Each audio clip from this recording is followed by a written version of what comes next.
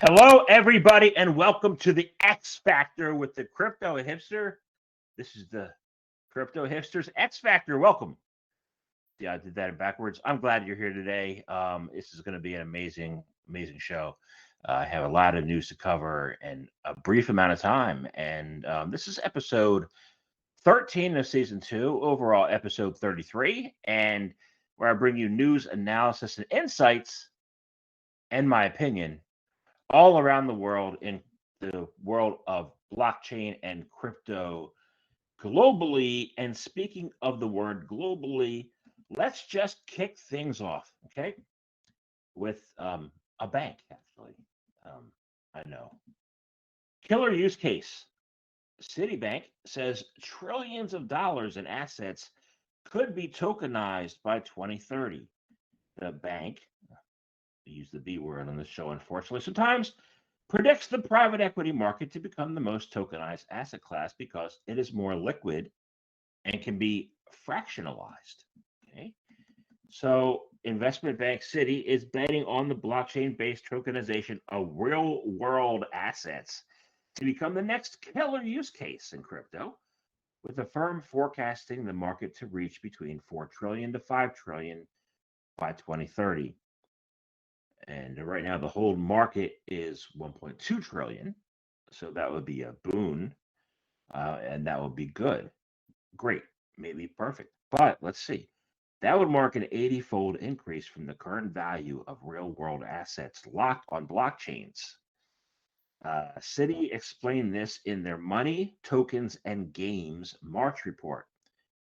It says we forecast 4 trillion to 5 trillion of tokenized digital securities and 1 trillion of distributed ledger technology based trade finance volumes by 2030.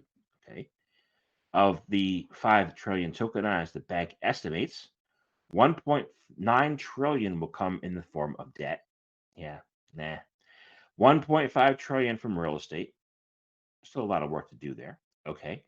And zero point 0.7 trillion from private equity and venture capital, which is more is already reported that between 0.5 to 1 trillion from securities. Okay.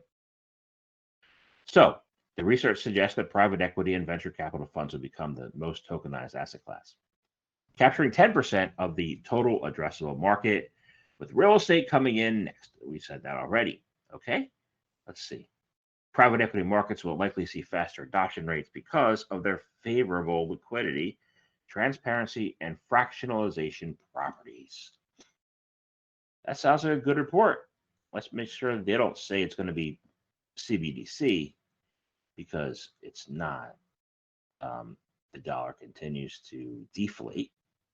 So, well, it's good they're saying from different sources. Now let's go to the US. Let's start with some actual news and then some opinion. Okay. The OCC's new Office of Financial Technology has a director and an opening date. Oh, goody. Okay. The OCC is replacing the Office of Innovation with a new body that will help us stay on top of fintech developments and emerging risks. The Office of the Comptroller of the Currency officially announced the establishment of its Office of Financial Technology yesterday, March 30.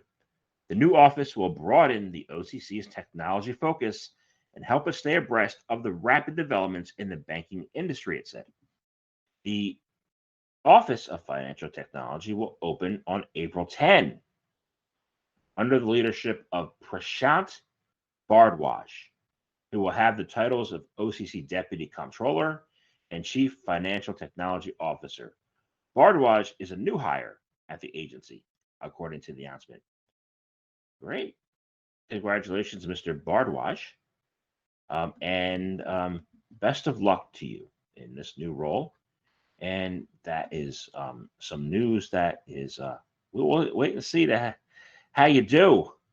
We're hoping in the industry that you do a good job. So we'll see. You know who's not doing a good job? Let's talk about somebody who's doing a god awful job, actually. This person's name is Elizabeth Warren. Elizabeth Warren has come out with a platform for re-election in Senate, and it's an anti-crypto army strategy. Interesting. how somebody could run for office and be against the people. Yeah, crypto's for the people, and you're against the people, and you want people to vote for you. Interesting. Okay, so U.S. Senator Elizabeth Warren of Massachusetts is making her anti-crypto agenda one of the centerpieces of her re-election campaign. We hope it fails for you. Despite polls suggesting the majority of Americans think crypto is a key innovation for the future. I once watched the Flintstones episode. Like I watched it as a kid, and they had this car where there wasn't really wheels. They had ran with their feet. Yeah, okay. In a March 30 tweet, Warren suggested that she was fighting to put government on the side of working families. And prominently quoted a political headline that said Elizabeth Warren is building an anti-crypto army. Let's see. You're going to fight for working families, but you're going to deny them opportunities for investment and free enterprise. Baffled. I'm baffled by that, man. Come on now. The pro-crypto army took to Twitter to lambaste the senator. Popular people told her to go F herself, including yours truly. Yeah, because you're actually saying that you're fighting against banks, but you're helping banks. So while the senator undoubtedly has access to her own private polling on the issues, recent polls commissioned by the industry suggest the stance will not be a vote winner among the majority of the population. Yeah. February 24 survey commissioned by Coinbase said a whopping 76% of the representative sample believe that cryptocurrency and blockchain are the future. True.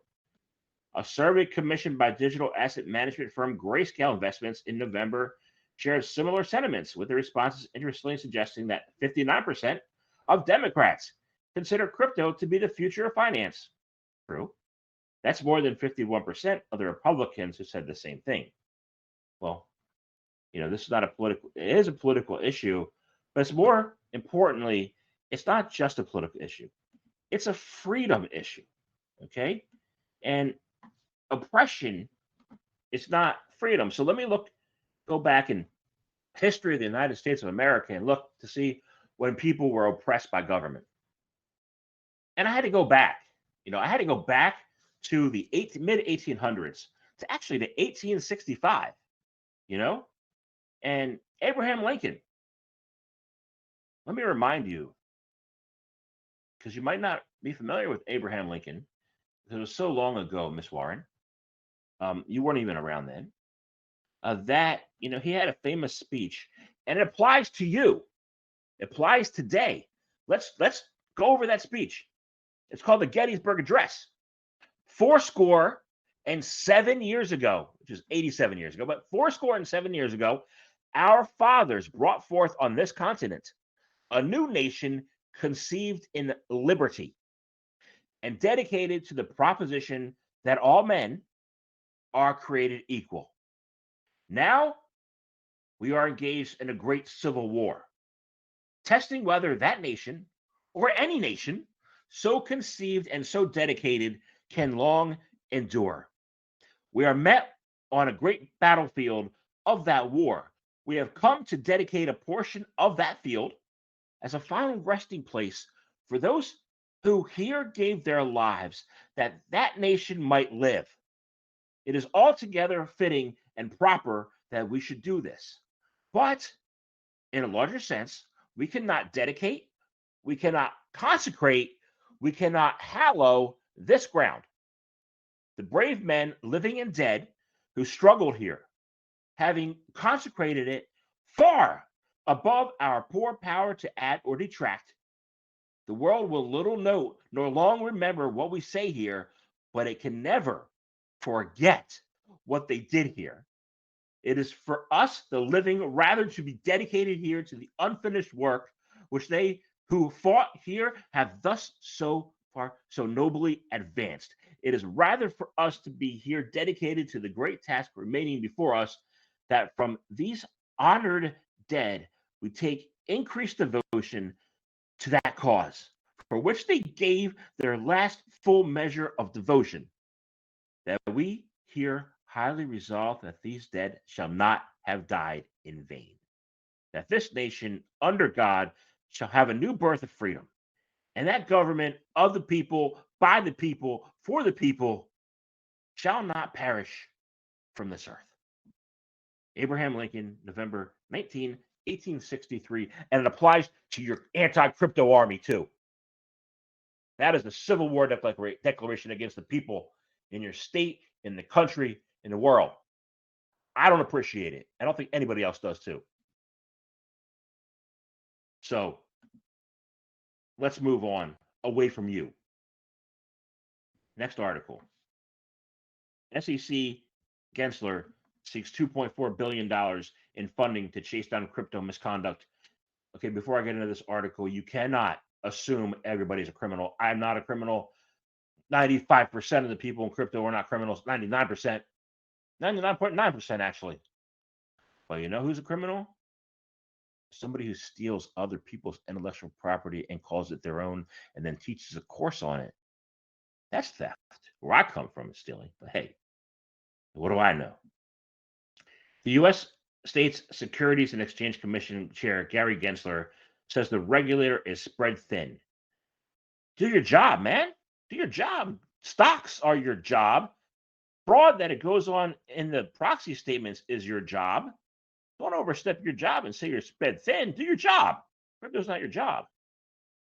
He needs additional funding to keep up with the increased complexity in the capital markets.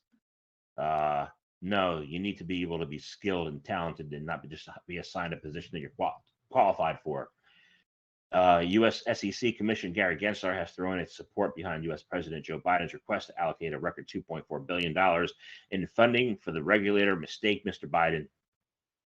This guy deserves no money. Highlighting the ongoing need for a crackdown on the misconduct in the cryptocurrency industry. Yeah, you can't assume that everybody's a criminal, but we can assume you are. All right. So, and that goes by track record of going after the good actors and allowing the bad actors to slide. In prepared testimony for the March 29 budget hearing at the White House Appropriations Committee, the House Appropriations Committee, not the White House Appropriations Committee, Gensler said the additional funding was needed to keep up the pace of innovation, saying rapid technological innovation in the financial markets has led to misconduct and emerging in new areas, including the SEC.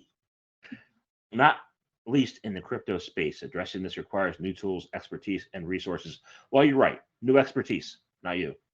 Let's move on. Get out of here. Okay. And as far as what's going on in the United States with anti-crypto war as a platform and giving money to government officials who don't belong there, let me know your thoughts. Hey, let's go to Canada. There's some better news up north. Kraken aims for restricted dealer registration in Canada to comply with new rules. Crypto exchange Kraken has filed a pre-registration undertaking with the Ontario Securities Commission in Canada seeking restricted dealer status. The US-based Kraken is already active in Canada and is acting to comply with this new guidance. Kraken is registered in Canada as a money services business and has been operating there for 10 years. Oh, okay, cool. The Canadian Securities Administrators, CSA, implemented new guidance for crypto asset trading platforms on February 22nd, requiring Kraken to file a pre-registration undertaking, legally committing it to observe new investor protections. The new requirements for crypto trading platforms will be subject to include new custody standards, restrictions on the use of leverage, and a ban on trading stablecoins without prior written consent from the CSA. Kraken Managing Director for Canada, Mark Greenberg, said, what did he say? We want both existing and prospective clients to know Kraken remains committed to Canada. Perfect. Congratulations on being committed to Canada. I know quite a few people in Canada. They're wonderful, amazing people. Now, we're going to go across the pond, man. Let's go. Get on the jet. Zoom, rocket ship. Okay, we land in the UK. UK government announces robust crypto regulation as part of its economic crime plan. Let's see what they say. The government of the UK has laid out plans to step up regulation of crypto assets in its effort to respond to economic crime in the country. Not mind you that about 2 years ago, people were sticking golden bars up their butts and going to the London airport and trying to leave the country. But hey, that's gold. That's not crypto. Let's talk about crypto. In a policy paper released on March 30, the UK Treasury and Home Office said it planned to robustly regulate crypto to fight illicit use of digital assets. The focus on regulation was part of the government's economic crime plan from 2023 to 2026, which also included pooling the knowledge and abilities of law enforcement agencies to review and strengthen how crypto assets involved in legal proceedings may be seized and stored. These steps will be in keeping with our ambition to make the UK an attractive destination for crypto assets and crypto innovation in the world. Okay, so what they're doing is they're going after the bad actors and not the good actors. SEC, this should be a lesson to you. They're going after the bad actors and not helping the good actors. They're going after the bad actors and not helping the good actors while you're doing the reverse. You should learn lessons from the UK. And UK, good luck with that. And that sounds promising, going after the bad actors and not the good actors. Love it. Okay, now let's go to Germany. Okay, Boris Stuttgart digital subsidiary has received a final approval for crypto custody. Boris Stuttgart the digital asset brand of the Boris Stuttgart Exchange Group, announced on March 30 yesterday that its BlockNox service has received final licensing from the German Federal Financial Supervisory Authority, BaFin, to operate as a crypto custodian. It now offers fully regulated brokerage, trading, and custody of digital assets. Cool. Germany, there's a lot of good projects over in Germany, a lot of good projects over in France, Sweden, Switzerland, Slovenia, all over the world. I wish there were some really great projects that could be started by entrepreneurs in the United States of America that had full backing by a government. But the Bitcoin Group SE, operator of the German Bitcoin.crypto trading platform, acquired Bankhaus von Heide, which is a license for crypto custody, in December. Congratulations. That sounds like promising. Awesome news. And let me know your thoughts. Okay. Oh, this one I definitely want to know your thoughts. Okay. Because I have experience with cow dung in Ireland. How Irish farmers turn cow dung into digital gold. Okay. An Irish dairy farmer has found an unusual way to make use of excess energy produced on his farm by turning to Bitcoin mining. Tom Campbell, who runs a farm in County Armagh, Northern Ireland, produces renewable energy using a method called anaerobic digestion. This involves breaking down biodegradable material to a point where it creates methane gas, which is then used to produce electricity. Hey. Campbell primarily uses the electricity to power his farm, but when there is excess energy that cannot be exported to the grid, he uses it to mine Bitcoin. Mining involves using specialized computers to solve complex mathematical equations, with successful miners rewarded with BTC. Bitcoin mining requires a lot of energy, and Campbell's farm produces up to 700 kilowatts of electrical output, equivalent to power nearly 12,000 households. Awesome. Cow dung can be used to mine Bitcoin. That is actually pretty incredible. Okay. Good luck. Godspeed. Does that mean I can't have my steak? I don't know. We'll see. Steak and milk, man. It drives a man to have a good day. Okay. Russia talks up prospects of BRICS countries developing new currency. Yeah, I heard about this week. So a new world order, I don't know if it's a new world order, but it's growing populations, could be emerging as economic powerhouses increase their efforts to distance themselves from the US dollar hegemony. According to reports, a top Russian official has claimed that BRICS alliance is working on creating its own currency. BRICS is an acronym for five leading emerging economies: Brazil, Russia, India, China, and South Africa. State Duma Deputy Chairman Alexander Babakov made the comments at the St. Petersburg International Economic Forum event in New Delhi, India. Um, he stressed the importance of both nations working toward new medium for payments, adding that digital payments could be the most promising and viable. He also said the currency could benefit China and other BRICS members and not the West. He says its composition should be based on inducing new monetary ties established on a strategy that does not defend the US dollar or euro, but rather forms a new currency competent of benefiting our shared objectives. Take note, take note. Why is this a problem? Could be many problems. And let me know your thoughts on why it's a problem, and we can spark a debate for hours on that. Why it's a problem and what could be a solution. But look at where the source generated is from. Look at our quote leadership. Leaders who want to declare war on our citizens, like in Massachusetts, or people who want to punish good actors, like in the SEC. It is, or raise rates or not raise rates. Leadership, and I use that term very, very, very, very, very, very, very, very, very, very, very loosely.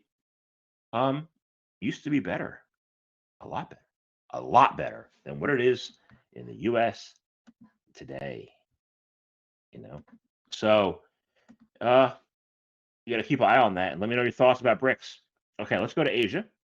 Okay, Japan plans to form expert panel to explore digital yen. Japan's finance ministry is planning to establish an expert panel in April to explore the feasibility of introducing a digital yen. Japanese outlet NHK reported that. According to the report, the ministry's panel will focus on the creation of a framework for a digital bank, central bank digital currency, a CBDC, and will refer to a technical study conducted by the Bank of Japan over the past 2 years. The ministry intends to use the findings from the expert panel to prepare for the possible issuance of a digital yen.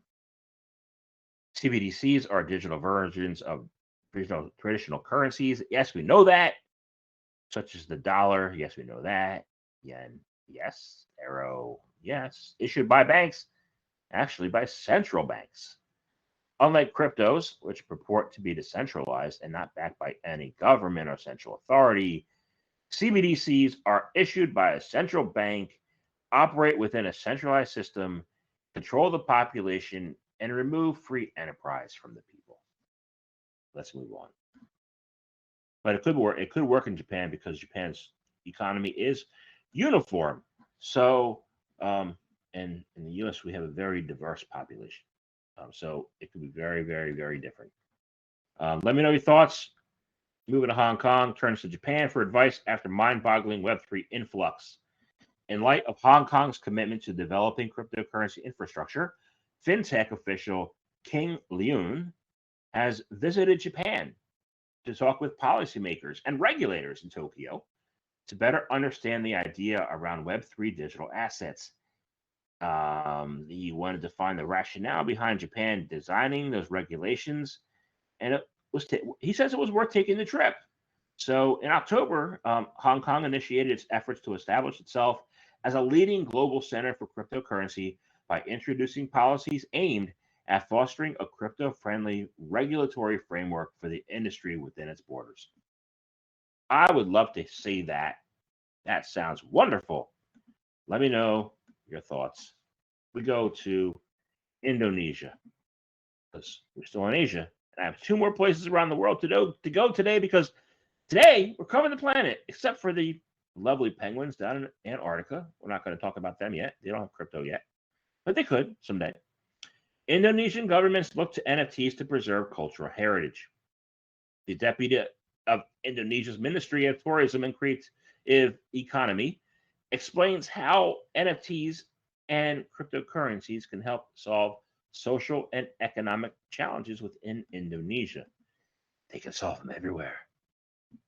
But Indonesia, we're talking about. One of the primary benefits of blockchain technology is the ability to record and capture information in a permanent tamper-proof record. Once data is on a blockchain network, it cannot be altered, making it an ideal solution for record keeping. Tokenized assets, such as non-fungible tokens, can also be placed on a blockchain. This can verify ownership. It's like a digital receipt, while demonstrating that certain events occurred at particular times. Yes, true, it does. Ensuring that specific events take place is also becoming more important than ever due to the rise of artificial intelligence and its ability to generate deep fakes, along with historical images that may appear realistic. So they are saying, and the Minister of Tourism and Creative Economy said, I believe that NFTs can contribute to preserving Indonesia's cultural heritage while enhancing their virtual tourism. NFTs may also be a medium in ushering the next billion users into the crypto space, especially if the NFT elements of the cultural heritage are well known and appreciated. Let me know your thoughts on the importance of NFTs and blockchain in preserving cultural heritage, not only in Indonesia, but other places as well around the world. Thank you. Let me know your thoughts. Thank you. Singapore. Singapore women are outperforming men in crypto trades. Oh, wow. Okay. Singapore women are slightly more likely to make money, or at least break even on their crypto investments than their male counterparts, according to a survey from Exchange Independent Reserve. The annual Independent Reserve Cryptocurrency Index survey was conducted in February and polled 1,500 everyday Singapore residents on their attitudes towards cryptocurrency.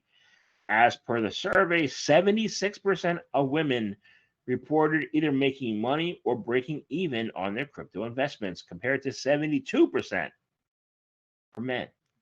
Since the launch of the RICI in Singapore in 2021, this is the first time that females have reportedly outperformed their male counterparts.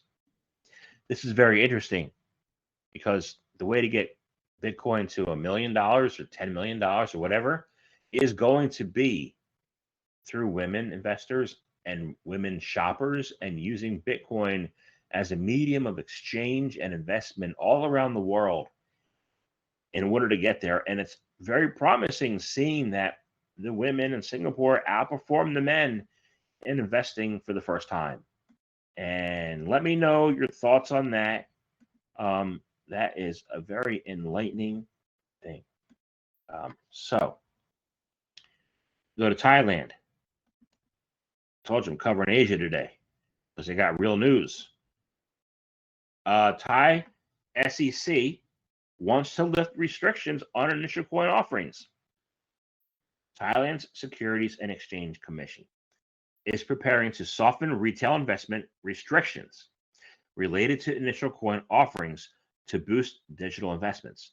The Thai securities regulator is willing to lift the limit of 300,000 baht, $8,800, for asset-backed ICOs per person, planning to allow bigger investments in real estate and infrastructure-backed ICOs.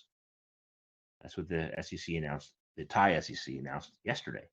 The new measures aim to keep Thailand boost local technological development due to a growth in the capital market and digital economy. And the SEC there said the revision of the regulation is aimed at enhancing effective monitoring of digital asset operations and reducing risks that might affect investors, digital asset operators, and the market. Our SEC could learn a lot from the Thai SEC. The Thai SEC opened a public hearing for the plan to remove the investment limit, noting new measures would increase investors' risk exposure. Sounds like Thailand's on the right track. Good job, Thailand. Yay. Yay. All right. Let's take some positive news and go over to Australia. OKX plans Australian expansion, citing huge appetite for crypto. Seychelles-based crypto exchange OKX has signaled its intention to expand its crypto services to Australia, a country it believes is primed to take on the next wave of crypto adoption. The trading platform explained in a March 29 statement that Australia would be a key growth market for the firm moving forward. The firm states it provides services to over 100 countries. In August 2018, it expanded its operations into Malta and last July into Dubai. Yeah, so if you combine the words July and Dubai, it's Jai. No, July in Dubai. We see Australia as an indispensable part of the strategy and a key growth market. With such strong uptake of crypto in Australia already, we're committed to the local market and aim to build a strong local office. Congratulations, OKX. Good job.